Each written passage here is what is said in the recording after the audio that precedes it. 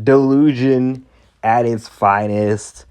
Jake Paul says that he would beat Nate Diaz in a street fight. Are you sure about that, buddy? There's a big difference between a pure boxing match and an all-out street fight against an MMA fighter. I mean, are you forgetting that Nate Diaz literally puts you in a guillotine choke? Imagine that was a street fight. If that was a street fight, and there's no rules in a street fight, by the way, in the street there are no rules, Nate doesn't have to let that choke go. Jake, do you think that you're getting out of that chokehold against Nate Diaz?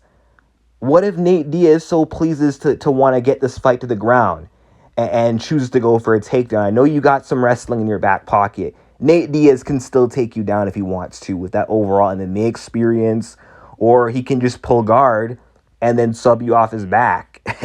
It doesn't matter, bro. In a street fight, in an MMA fight, if Nate beats you in MMA, he also beats you in a street fight. Nate Diaz is a straight up dog. Come on, get real. But this is Jake Paul's statement. Knock this bitch right out the ring. Y'all think this shit is sweet because I have blonde hair? For real?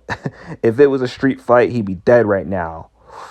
Yeah, I don't know about that, man. Nate Diaz is a guy you just can't kill because he's got an iron chin that you can't crack, and he's got heart for days, endless cardio.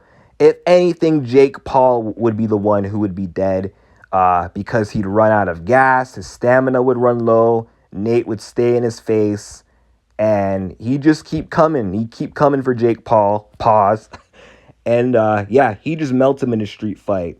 And he definitely gets an easy submission win in a street fight. Jake's just delusional. But what else is new?